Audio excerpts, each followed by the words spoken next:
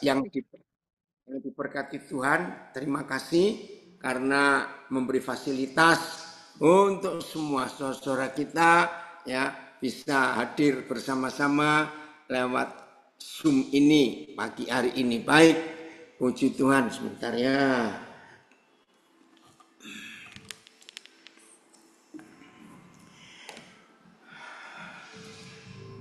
Oke. Puji Tuhan, kita bersyukur Tuhan Yesus ajaib. Amin. Sehingga saudara kita di semua LP ya apa saja itu ada yang komen semangat yang dari Serang. Baik, kita belajar. Kamera Papa kurang naik, wajahnya Oh ya, separuh. betul ya. Nah, saudara tema kita hari ini tahan banting. Woyu, temanya keren sekali ya. Tahan banting. Ayo kita belajar. Bukakan ayatnya tadi 2 Korintus 4 ya. Kita lihat 2 Korintus pasal yang keempat. Ya. Mulai ayat yang ke-8. Ini dari awal ya, dari perikop ini ya. Atau ada ayat di atasnya. Terus bentar. Kalau 7, oh ya ini mulai ayat 7 ya. Mulai ayat 7. Tetapi harta ini kami punyai dalam bejana tanah liat. Harta apa yang dimaksud oleh Tuhan? Saudara, ketika kita diselamatkan, setelah kita mengaku dosa, kita hidup dalam pertobatan, kita melepaskan hidup yang lama, lalu kita menerima Tuhan Yesus, kita dibaptis, dan kita dipenuhi Roh Kudus, lalu kita diangkat jadi anak-anak Tuhan, maka dalam hidup kita ini ada harta yang luar biasa. Tidak ada bandingannya dengan harta apapun di dunia ini. Tapi sayang, harta yang tak ternilai, harta yang luar biasa, yang keindahannya tidak pernah bisa dibandingkan dengan harta dunia ini. Sayang, tersimpannya di bejana tanah liat. Coba merem sebentar. Secantik-cantiknya bejana tanah liat, secantik-cantiknya vas bunga, tapi kalau dari tanah, apapun yang disimpan di dalam bejana itu, semahal apapun harta atau benda yang disimpan di dalam bejana tanah liat itu, tolong jawab, bisa kelihatan nggak? Orang bisa lihat nggak harta atau benda yang tak ternilai itu dalam bejana tanah liat? Jelas tidak. Beda dengan akuarium. Ya, akuarium itu terdiri dari kaca kiri kanan, belakang depan kaca. Supaya orang bisa melihat apa isinya. Nah, siapa tanah liat itu? Kita. Lihat tubuh kita. Tubuh kita dibuat dari tanah liat. Nah, inilah kemanusiaan kita yang menyembunyikan harta yang luar biasa itu. Coba terjemahan yang lain. Ayat 7. Ya, Pangkal Pinang bergabung, puji Tuhan. Ayat ini. Namun, harta ini kami miliki dalam bejana tanah liat, supaya kelimpahan kuasa itu berasal dari Tuhan, bukan dari diri kami sendiri. Oke, BIS, kita lihat. Tetapi harta rohani yang indah itu kami bawa pada diri kami yang tidak berharga ini, yang dibuat dari tanah. Barabai kelas 2B. Mana itu Barabai ya? Rutan, puji Tuhan. Saudara, saya ulangi lagi BIS. Tetapi harta rohani. Oi, Teren, bagaimana kemarin kamu coba makan pinang di Nabire? Ya, ini guru kami yang baru gabung kemarin coba makan pinang, ya tradisi orang Papua. Tetapi harta rohani yang indah itu kami bawa pada diri kami yang tidak berharga ini karena dibuat dari tanah. Dengan demikian nyatalah bahwa kebesaran kuasa itu terletak pada Tuhan, bukan pada kami, TSI-nya. Tetapi meskipun kita diberi harta rohani yang indah itu, meskipun diberi, kita hanyalah seperti bejana tanah liat. Artinya antara isinya dengan tempatnya, yaitu bejana tanah liatnya, enggak sebanding. Harta yang luar biasa ini mulia tak ternilai. Wow, pokoknya kalau orang bisa melihat, pengen punya. Tapi sayang, disimpan dalam bejana tanah liat. Dengan begitu, nyatalah bahwa kuasa yang luar biasa itu berasal dari Tuhan, bukan dari diri kita sendiri. Ya, lihat ini. Tubuh kita, daging kita, fisik kita ini dibuat dari tanah liat. Tanah liat itu nggak ada harganya, karena banyak di mana-mana ada. Nah, hanya ada satu cara bagaimana supaya harta yang luar biasa dalam hidup ini kelihatan. Dan kalau orang melihat, pasti orang akan memuji siapa yang buat benda sehebat itu. Betul ya? Jawabannya hanya ada satu cara supaya harta yang Tuhan beri di hidup kita setelah kita bertobat, kita dibaptis, buang semua dosa, penuh Roh Kudus, dan kita jadi anak-anak Tuhan. Carlo, guten Morgen. Hanya ada satu cara. Banting, pecahkan bejana tanah liat itu. Begitu bejana dipecahkan, maka akan kelihatan harta yang luar biasa itu. Contoh tadi, saudara kita dari Serang. Saudara yang nggak tahu mereka itu di mana, yang nggak tahu ya. Pasti hebat, semangat sekali memuji Tuhan. Nah, supaya tahu. Saudara kita tadi yang memimpin pujian begitu bersemangatnya. Maaf, yang belum tahu supaya tahu, mereka ini saudara kita di dalam penjara. Ada di Serang, Provinsi Banten. Tapi semangat. Oke, ayat berikut. Ayat 7 atau 8? 8. 2 Korintus 4 ayat 8. Apa yang Tuhan katakan? Lewat Paulus. Dalam segala hal. Ya, AYT dari segala sisi. BIS dari segala pihak. Kami diserang dari segala pihak. AYT kami ditindas dari segala sisi. TSI biarpun kami sering ditindas dari segala arah. Bayangkan ini tanah liatnya. Sehebat apapun tanah liat itu, harus dihancurkan dari segala sisi, dari segala bagian, dari segala apa saja, pokoknya hancur. Saya baca saja TSI-nya ya. Karena itu, biarpun kami sering ditindas dari segala arah, kami tidak hancur. Biarpun kami sering, naik lagi file TSI-nya, kami sering tidak tahu jalan keluar dari masalah yang kami hadapi. Kami tidak pernah putus asa.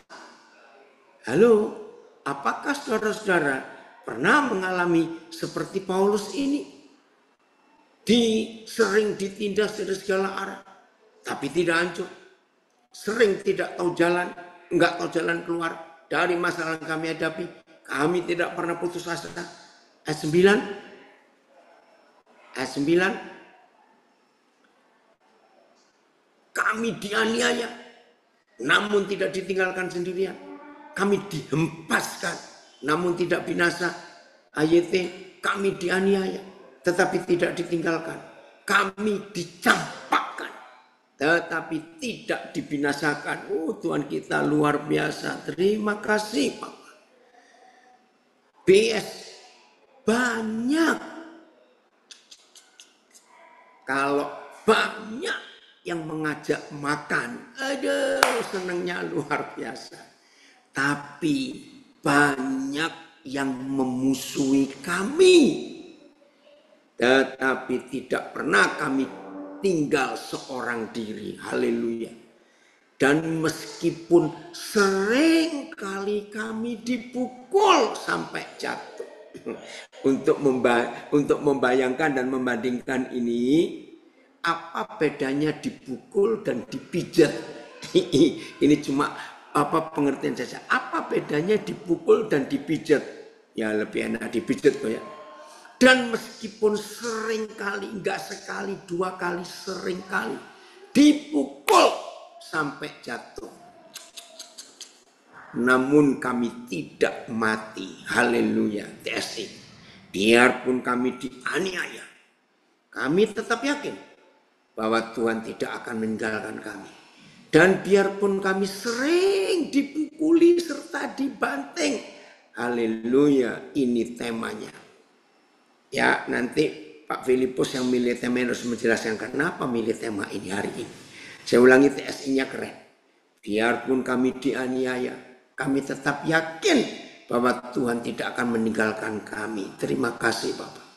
Dan biarpun kami sering dipukuli serta dibanting, Tuhan selalu menolong kami sehingga kami tidak sampai mati. Wih, ini luar biasa. Coba VMD-nya, ayat yang ke-9 ya. Keren betul ini. Terima kasih Bapak. Ayo saudara-saudara, anak-anak saya semua, bangkit semangat, tekanan tindasan, karena kita sedang diproses. Ucapkan syukur. VMD, kami dianiaya, tetapi Tuhan tidak pernah meninggalkan kami. Kadang-kadang kami disakiti, tapi tidak binasa. FYH, kita lihat ini FYH. Ya. Kami dikejar-kejar, tetapi Tuhan tidak pernah meninggalkan kami. Kami dihempaskan, tetapi kami bangun lagi dan terus maju. Saya ulangi FYH, kami dikejar-kejar, tetapi Tuhan tidak pernah meninggalkan kami. Kami dihempaskan, tetapi kami bangun lagi dan terus maju. Mau apa? Mau ngomong apa? Kalau firman Tuhan yang dialami Paulus ini dan membuat Paulus tetap ada, tetap eksis. Wih, luar biasa itu. Tolong carikan film Mazmur berapa ya? Tentang penderitaan Daud. Dia dihimpit, diapakan 86, 83. Ada tentang penderitaan Raja Daud. Dia sampai ngalami seperti kepahitan. Tapi dia tetap menang. Lanjutkan dulu ayat yang ke-10. Udah habis belum? 2 Korintus 4 ini. Ayat yang ke-10 sekarang. Coba kita lihat.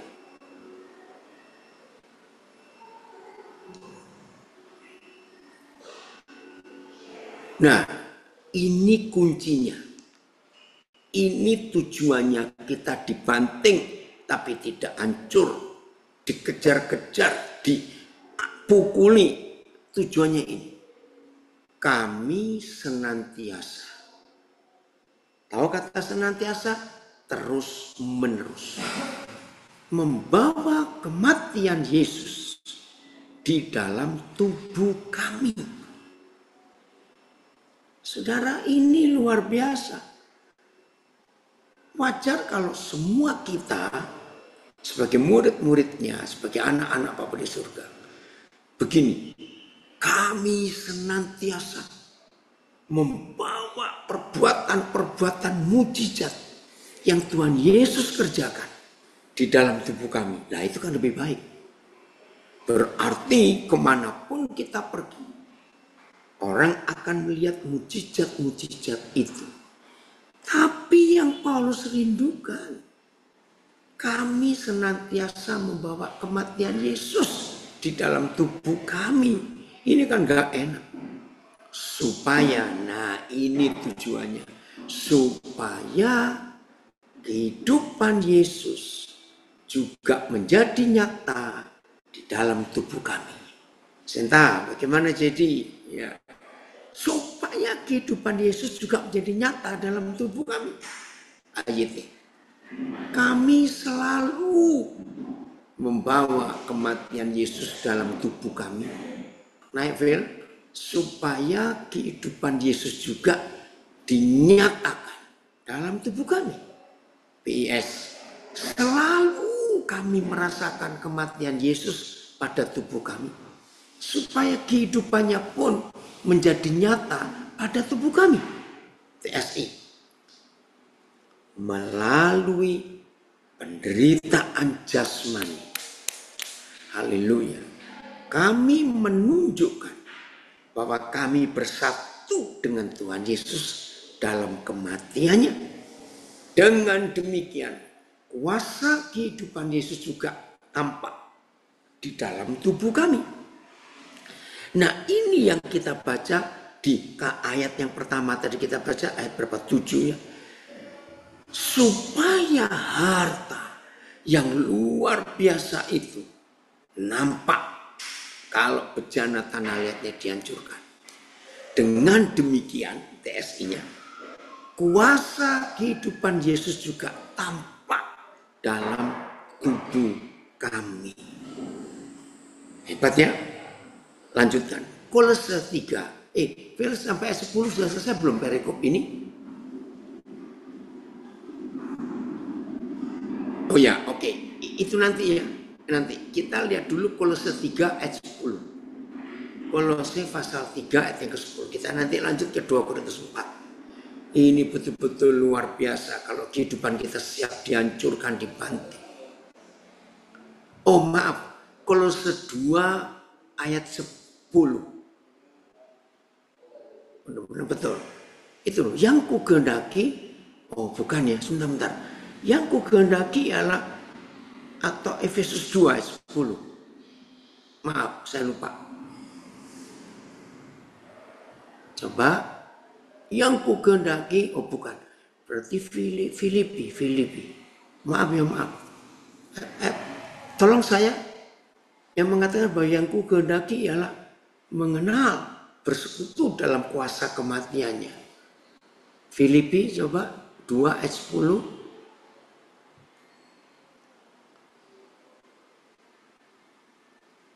Apa ya? Oh bukan. Tolong saya kok lupa. Yang ku kehendaki ialah mengenal Kristus dan bersekutu.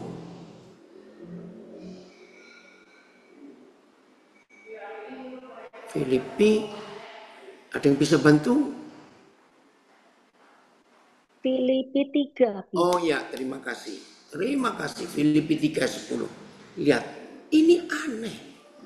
Menghendaki, merindukan sesuatu yang secara manusia nggak enak. Tapi ini tujuan, tahan banting itu. Yang ku kehendaki ialah apa? Mengenal Dia dan mengenal kuasa kebangkitannya. Terima kasih ya Mang Tobing memberikan juga ini Filipi 3:10. Terima kasih. Woi, Pak Pendeta Besar dari Tentena, terima kasih. Ya, Filipi 3, makasih. Yang ku kehendaki ialah mengenal Dia dan kuasa kebangkitannya. Dan lihat ini, persekutuan dalam penderitaannya, di mana aku menjadi serupa dengan Dia dalam kematiannya. Kok nggak enak? Yang diingini menjadi serupa dengan Yesus, bukan dalam mujizat-mujizatnya, bukan dalam pelayanan-pelayanan yang luar biasa, tapi menjadi serupa dengan Dia dalam kematiannya. Penting. luar biasa. Ayat ini, kiranya aku dapat mengenal dia dan kuasa kebangkitannya serta bersatu dalam penderitaannya untuk menjadi seperti dia dalam kematiannya. Maka itu saudara, jangan menghindari proses. Jangan lari dari penghancuran daging kita. Kalau saudara melarikan diri dari proses kehancuran, memang selamat. Tapi saudara nggak akan selesai. Sampai kapan? Bayu, ingat ini Bayu. Ayo, jangan ada di antara kita melarikan diri dari alat-alat yang Tuhan izinkan untuk meremukkan daging kita ini. Jangan melarikan diri. Hadapi itu. Oke. Masalahnya apa? Orang mau mengenal berkatnya dan mujizatnya saja. Nah, ini yang salah. Ya, hebat nak, Rona. Betul, jangan. Kita hanya ingin yang enak, yang baik. Ya, oke Bayu, ingat ya, selesaikan masalah penghancuran yang Tuhan sediakan buat kita. Belum selesai, TSI-nya.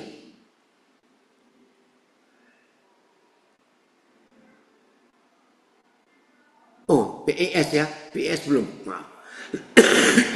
Maaf. Satu-satunya yang saya inginkan ialah supaya saya mengenal Kristus dan mengalami kuasa yang menghidupkan dia dari kematian. Dengar baik-baik pengakuan Paulus. Saya ingin turut menderita dengan dia dan menjadi sama seperti dia dalam hal kematiannya. Amang Siombing, betul sekali.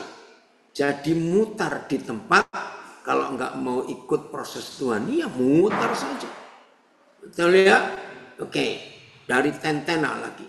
Kalau lari, bagaimana? Kebanyakan orang pasrah dengan tantangan zaman yang harus berkelanjutan. Jangan lari, jangan menghindari proses. Ya, supaya kita tetap jadi berkat karena dia proses kehancuran itu indah. TSI-nya. Maka sekarang yang saya inginkan hanyalah mengenal Kristus dan mengalami kuasa yang menghidupkan dia dari kematian. Baca ini. Saya mau ikut menderita dalam melayani Kristus. Sama seperti dia sendiri sudah menderita. Bahkan sampai mati seperti dia pun saya rela. Dari Bekasi, orang yang lari dari proses Tuhan dengan cara bunuh diri atau pindah agama itu bagaimana? Ya rugi sendiri. Ya jangan melakukan itu. Saya ulangi ya, TSI-nya ini bagus. Maka sekarang yang saya inginkan, ya ini Kolose 3, Filipi Kolose tadi, ayat pasal 3 ayat 10.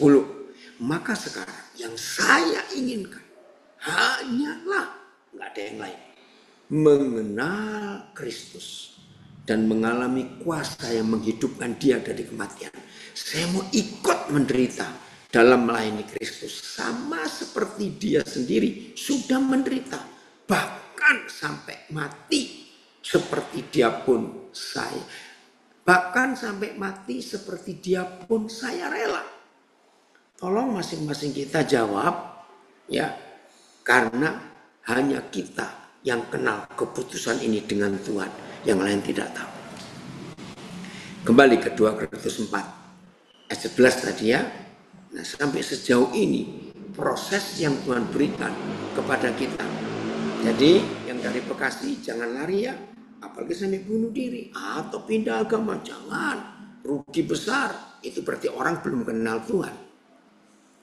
Sebab kami yang masih hidup ini, yang masih hidup, ini nggak enak bener, sangat tidak enak.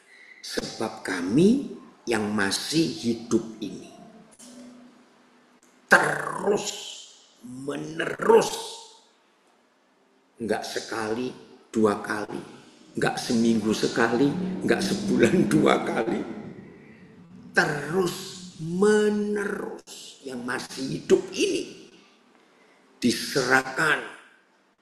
Ya, LP Perempuan Bengkulu baru hadir, ya, banyak temanya. Oke, ya, perhatikan ini ya. Bentar ya. Sebab kami yang masih hidup ini terus menerus, nggak ada stopnya, diserahkan kepada maut karena Yesus, supaya juga hidup Yesus menjadi nyata di dalam tubuh kami yang fana ini. Ayat, karena kami yang hidup ini selalu diserahkan kepada kematian. Naik Fir, karena Yesus. Kenapa kita harus diserahkan kepada kematian? Supaya kehidupan Yesus juga dinyatakan di dalam tubuh kami yang fana ini. Ini luar biasa, saudara. Tanpa proses kematian yang dialami Yesus, maka tidak ada kebangkitan. Begitu pula dalam hidup kita. Jadi siap ya, Yos, Bekasi, ya, supaya tetap setia kepada Tuhan Yesus. Luar biasa. BS, selama kami hidup, jadi masih hidup ya, kami selalu diancam oleh kematian karena Yesus. Supaya dengan demikian kehidupan Yesus pun dapat dinyatakan pada tubuh kami yang fana ini. TSI, memang kami yang masih hidup ini, memang kami masih hidup, maaf. Tetapi karena melayani Yesus, hidup kami selalu terancam. Hal itu terjadi supaya kuasa kehidupan Yesus juga bisa terlihat dalam tubuh kami yang fana ini. Nah, kita makin jelas ya, kenapa bejana tanah liat ini harus dihancurkan. Supaya kehidupan Yesus nyata di dalam kita semuanya. Wah, hebat sekali Tuhan kita. Terima kasih kalau memang ini yang harus terjadi dalam hidup kita semuanya. Maka itu saudara, jangan ada menghindari proses ini. Tuhan ingin kehidupannya nyata lewat kita.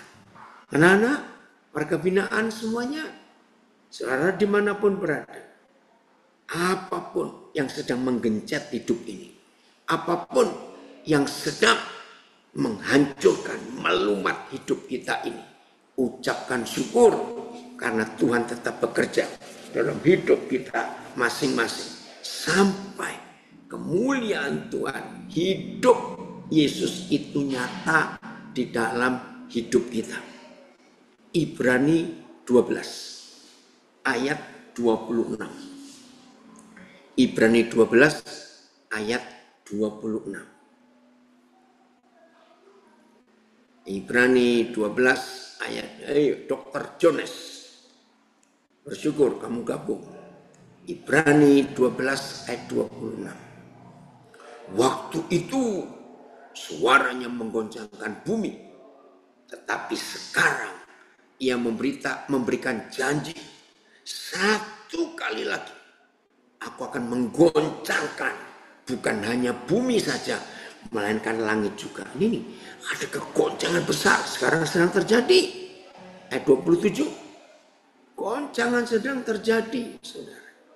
Berapa hari ini, wah, saya ngikuti berita-berita Saudara, ternyata Tuhan memakai sosial media, ya, memakai banyak alat-alat komunikasi yang begitu. Ayo, yang lain jangan diskusi sendiri, dengarkan ya. Jangan nulis yang enggak ada hubungan dengan firman ini. Nanti kita saling nyapa. Yang di Zoom, di LP.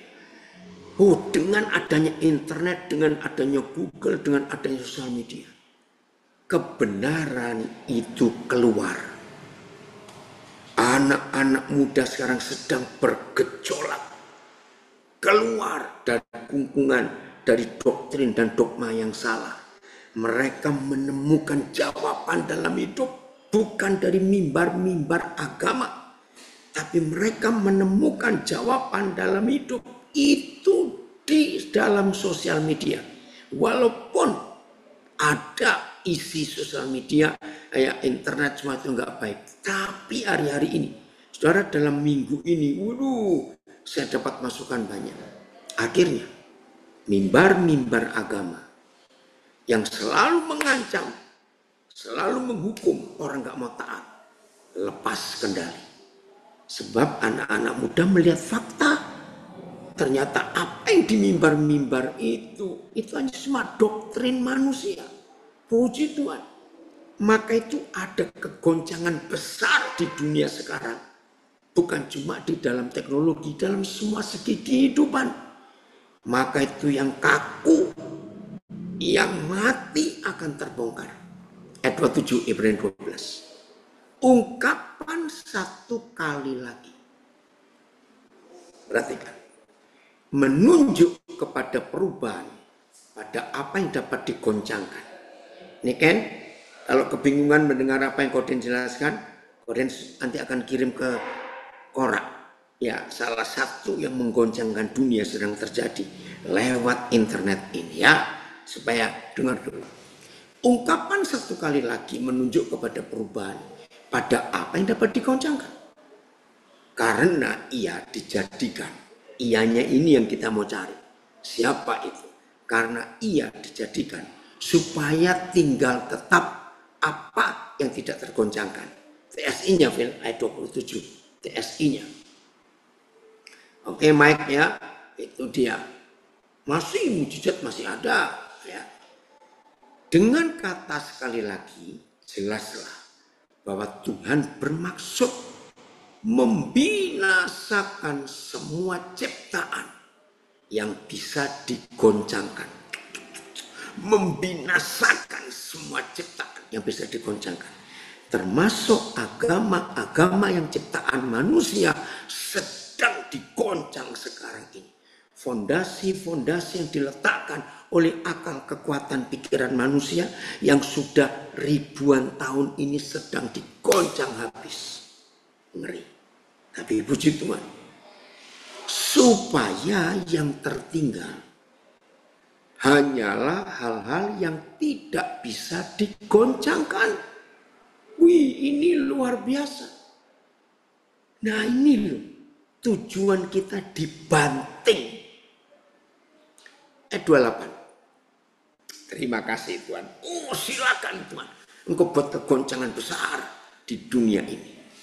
Jadi, haleluya. Maaf. Jadi, karena kita menerima kerajaan yang tidak tergoncangkan, haleluya. Marilah kita mengucap syukur dan beribadah kepada Tuhan menurut cara yang berkenan kepadanya dengan hormat dan takut. TSI-nya. Wih. Terima kasih Bapak, terima kasih. Jadi, karena kita sudah menjadi warga kerajaan Tuhan yang tidak bisa digoncangkan, nggak bisa loh. Hendaklah kita bersyukur kepadanya. Ya, bersyukur untuk apa? Hendaklah kita bersyukur kepadanya. Dan marilah kita menyenangkan hati Tuhan dengan menyembah Dia dengan penuh rasa hormat. Terima kasih Bapak.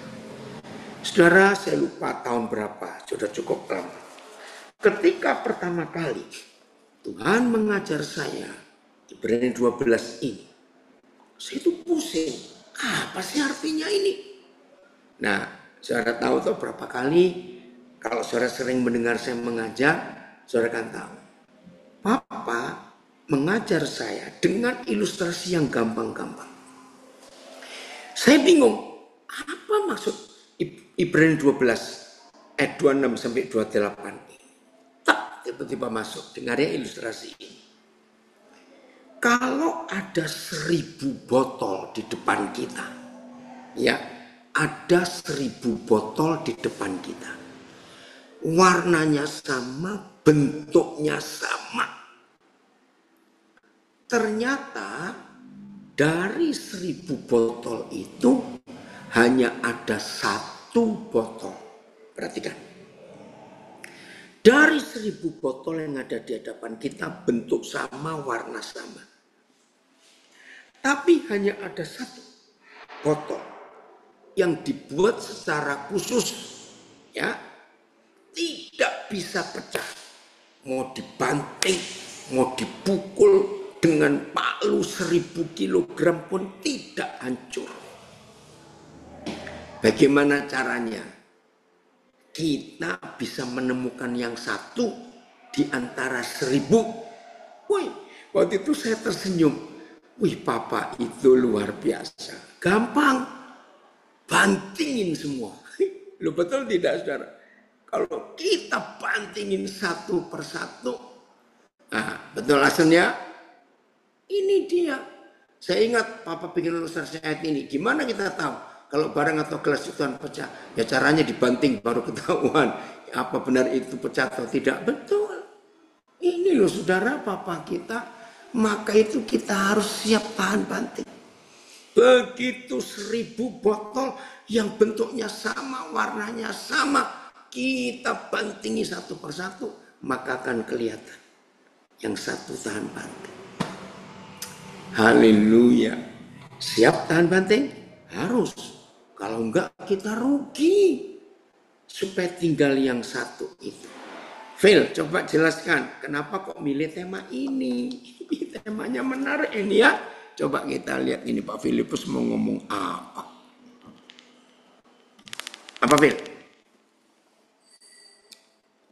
Ada orangnya enggak? Filipus? Ya, Pak. Siap. Ya, Terima kenapa kasih. milih? Ya, kenapa saya pilih tema ini? Eh, Hari-hari ini banyak sekali berita-berita yang memerlukan apa Nggak jelas namanya? Phil. Ya, Nggak jelas. Hari-hari ini gimana? hari-hari ini banyak berita-berita yang memerlukan kita itu tahan banting untuk menghadapi segala sesuatu yang terjadi di dunia. Ya, berita yang kadang-kadang tidak mengenakan telinga ya. Ada berita yang membuat kita pocong, membuat kita marah, tapi kita harus bisa tahan banting. Dengan segala keadaan, apalagi maaf kata saudara-saudara yang di warga binaan yang ada di lapas, di rutan, yang tidak tahu apa-apa, tiba-tiba mendengar berita yang seperti ini, apa harus bisa menyaring, ya menyaring dan sharing ya. Jadi jangan ditelan mentah-mentah supaya ini dikatakan dari Serang ya, dari Serang atau dari Tangerang. Kalau sampai bunuh diri, ya harus tahan proses ya, tahan proses. Nah ini saya bertanya, kenapa Tuhan mengizinkan?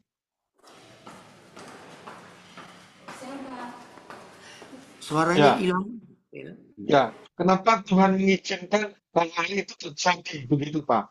Hmm. Memang kita mengatakan Tuhan akan mengguncang yang tidak terguncangkan akan diguncang yang terguncang akan mati binasa, tetapi yang tidak terguncang akan tidak bertahan.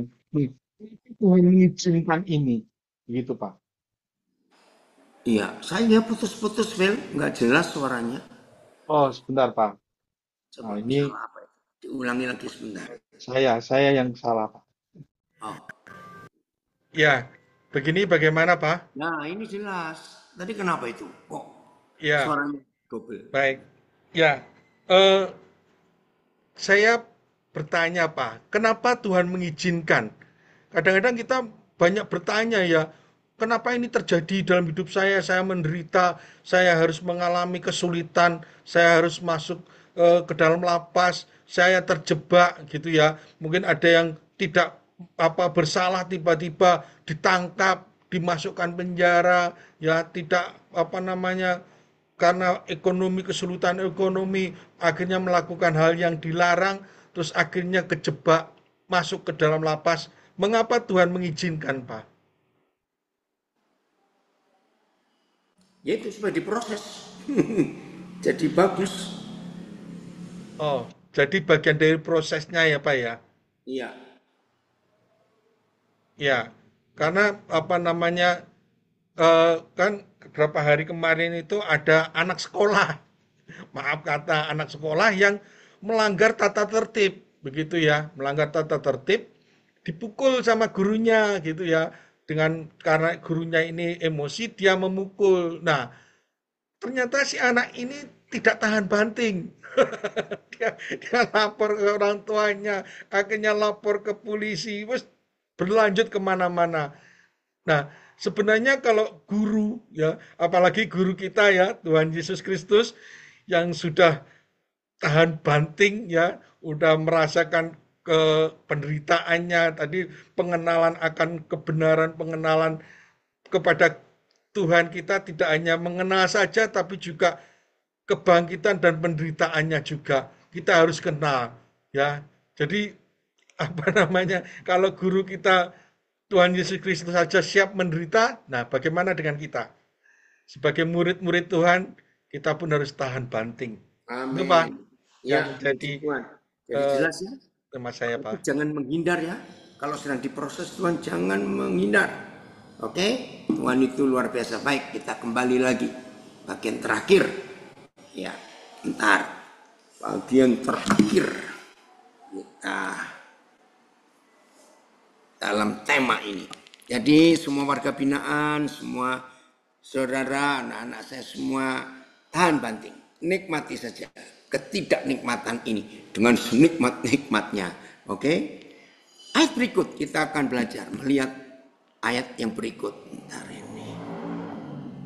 Filipi pasal 2. Yang dialami Tuhan Yesus, itu mengerikan sekali. Ya, yang dialami Tuhan Yesus itu mengerikan sekali. Ya, oke. Dari Singkil ada komen, saya siap tahan banting. Yang saya nggak tahan lapar. Ada yang komen. Ini dari Singkil ini justru lapar. Tahan lapar itu salah satu bentuk bantingannya.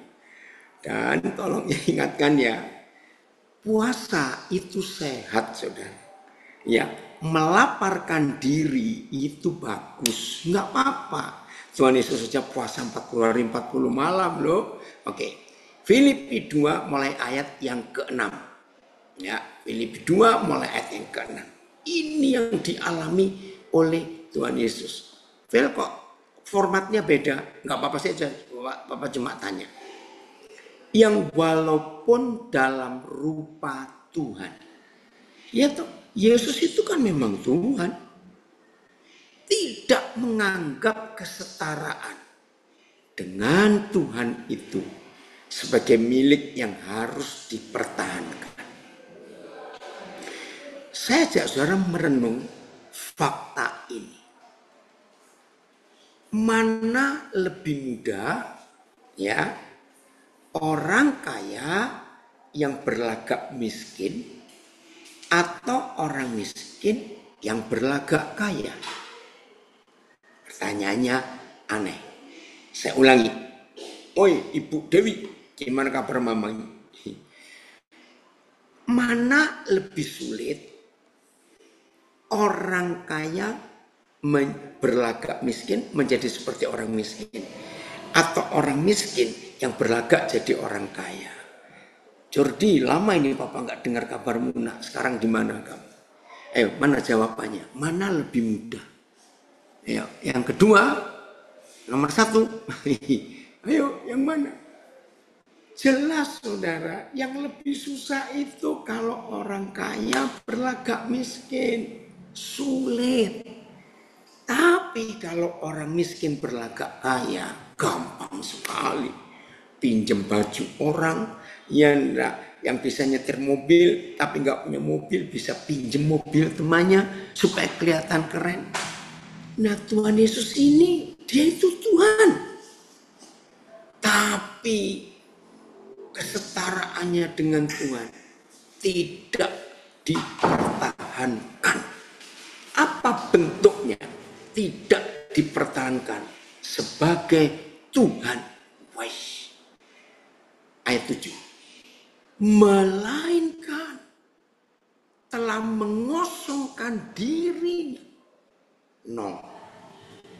Dan mengambil rupa seorang hamba. Ingat loh, dia itu raja segala raja. Dan Tuhan segala Tuhan. Bosnya para bos istilahnya. Tapi mencopoti dirinya. Mencopoti statusnya. Mencopoti fasilitas hidupnya. Menghancurkan semua apa yang dia miliki, atribut-atributnya, kepangkatannya, kemahakuasaannya, copot semua. Mengosongkan dia, mengambil rupa seorang hamba dan menjadi sama dengan manusia. Coba beberapa terjemahan mulai ayat 6. Filipi 2 ini, Tuhan tolong kami semua supaya hari ini kami semua yang mendengar pelajaran ini betul-betul berhasil dibanting supaya bejana tanah liat ini hancur dan kelihatan nampak harta yang luar biasa. Ayat 6. Ayat yang walaupun memiliki rupa Tuhan, ia tidak menganggap kesetaraan dengan Tuhan itu sebagai sesuatu yang harus dipertahankan. PS. Pada dasarnya, ia sama dengan Tuhan. Tetapi ia tidak merasa bahwa keadaannya yang ilahi itu harus dipertahankannya. Enggak. TSI. Biarpun Yesus mempunyai sifat Tuhan, dia tidak pernah menganggap kedudukannya sebagai Tuhan adalah sesuatu yang harus dipertahankan. Tolong kami Tuhan yang masih angkuh, masih sombong, yang gampang tersinggung kalau orang merendahkan. Hari ini kami bertobat. Yesus saja yang adalah Tuhan. Dia enggak menganggap kesetaraannya dengan Tuhan sesuatu yang dipertahankan. Tuhan, kami siap dibanting, kami siap dihina, kami siap difitnah, kami siap direndahkan, kami siap dinyatakan salah walaupun kami tidak salah. Terima kasih Tuhan memberi kami kemampuan. Siap ya? Ayat 7. Berapa terjemahan yang lain juga? Ayat 7. Woi, bagaimana Ibu Mardiana Raharja? Melainkan ayat sebaliknya, Yesus membuat dirinya tidak memiliki apa-apa. Nah ini loh yang saya katakan tadi. Jelas lebih mudah orang miskin pura-pura kaya daripada orang kaya membuat dirinya tidak memiliki apa-apa padahal dia memiliki apa-apa. Sulit. Dan menghambakan diri sebagai budak untuk menjadi sama dengan rupa manusia. Wih, luar biasa. BS. Sebaliknya. Yesus melepaskan semuanya. Lalu menjadi sama seperti seorang hamba. Ia menjadi seperti manusia. Dan nampak hidup seperti manusia. Oh Tuhan, ini luar biasa. TSI. Tetapi dia merendahkan diri dan meninggalkan semuanya. lalu mengambil kedudukan paling hina seperti budak yang melayani kita, dan datang ke dunia ini sebagai manusia biasa. Kalau ada Pak Nelson Sembiring sekarang, itulah contoh. Seorang doktor kimia, lulusan Jepang, Osaka, dikorbankan tanpa terbukti bersalah, tetapi karena kekuatan uang, maka si pelaku tidak kena apa-apa dan Pak Nelson Sembiring jadi korban. Tidak punya kesempatan untuk PK, peninjauan kembali, apalagi naik banding, tidak ada kesempatan. Vonis 10 tahun. Tidak bisa diubah. Akhirnya Pak Nelson dijebloskan ke LP Porong, Jawa Timur. 10 tahun. Dicopoti semua. Bukan cuma fasilitasnya. Wow, karena dia orang hebat, ada di pemerintahan Provinsi Jawa Timur. Dengan doktornya lulusan Jepang, hebat. Copot semuanya. Bukan cuma 0, tapi minus. Copot habis fasilitas itu. Masuk penjara 10 tahun. Wih, luar biasa. Dan jadi berkat yang hebat. Sekarang Pak Nelson sudah bebas sejak Juli tahun 2024 yang lalu. Dia divonis dia masuk 2014 dan bebas Juli 2024. Sekarang jadi berkat, keliling ke LP-LP untuk menceritakan kedahsyatan Tuhan. Setelah dihancurkan, dibanting, remuk habis bejana tanah liatnya. Hebat sekali Tuhan bekerja di hidupnya. Maka itu ada pabrik tahu satu-satunya ya yang ada dalam penjara. Itu cuma pabrik tahu di LP Porong. Bahkan di negara lain pun tidak ada pabrik tahu yang paling sehat di dunia.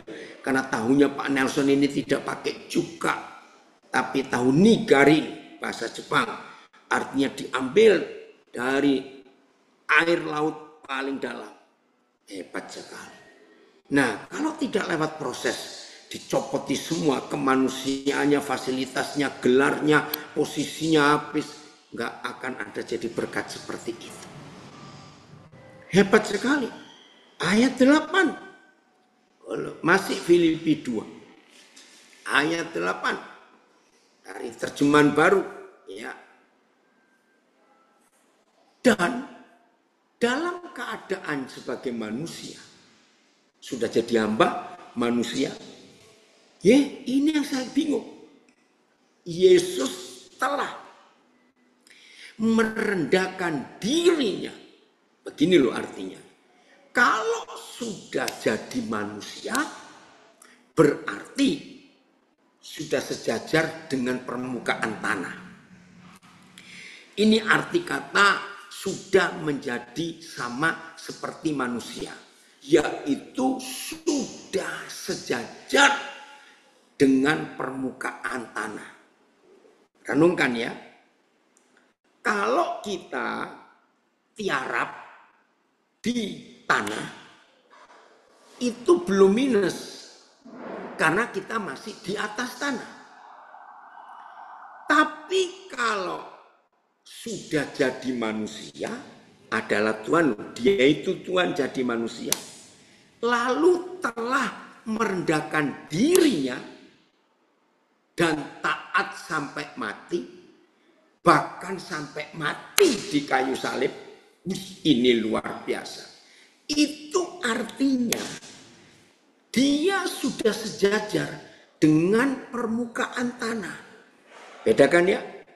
Kalau tiarap di atas permukaan tanah, orangnya masih kelihatan.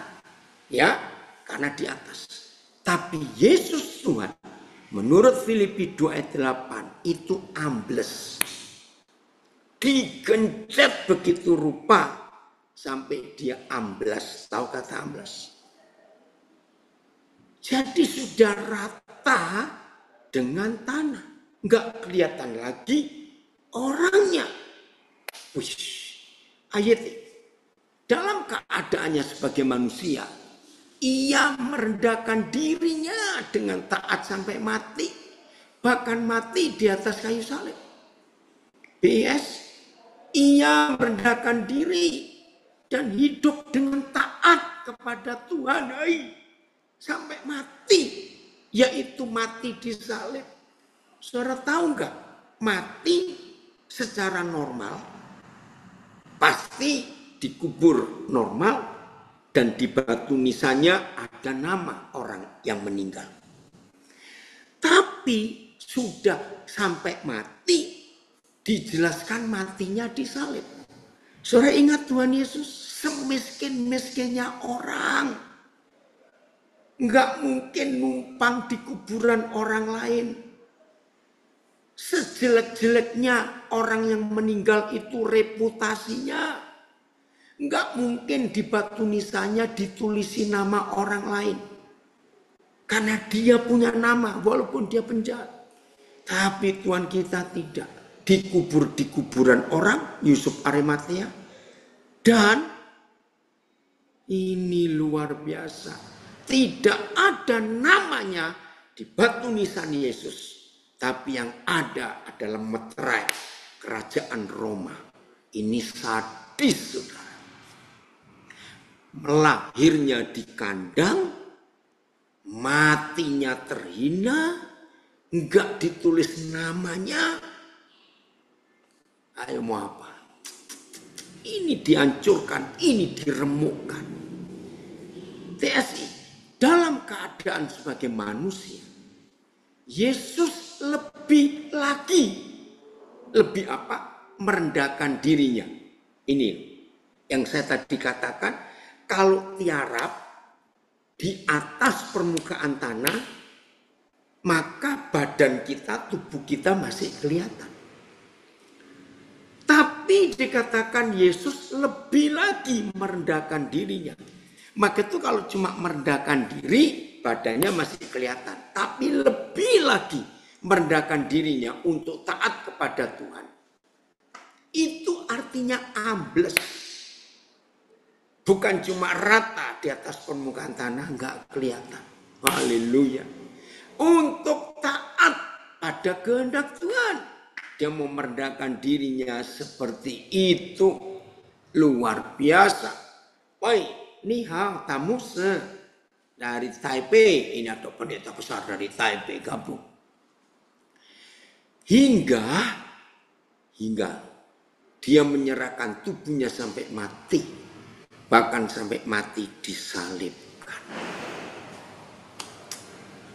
FIYHV ayat 10 ayat 8. Ini luar biasa. FIYH. Ya. Max, salam buat Wing ya. Ia lebih merendahkan dirinya lagi. Bayangkan. Bahkan sampai mati di kayu salib. Seperti seorang penjahat. Habis sudah dia. Betul-betul habis. Tuhan bekerja luar biasa lewat hidup Tuhan Yesus itu.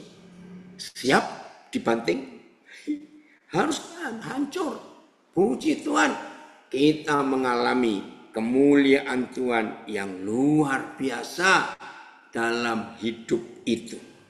Maka itu yang belum apa-apa, siapkan diri supaya kemuliaan Tuhan nyata nanti di hidup kita semuanya. Oke, sebelum saya akhiri. Selamat siang Bapak, izin menyampaikan LPN langkat left. Oh ya, langkatnya harus keluar. Oke, ada mau bertanya nggak sampai sini sebelum kita akhiri? Ada?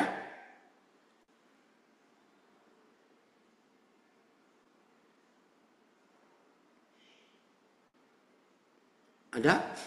Jelas semuanya? Siap? Loh, kok diam? Siap? Siap.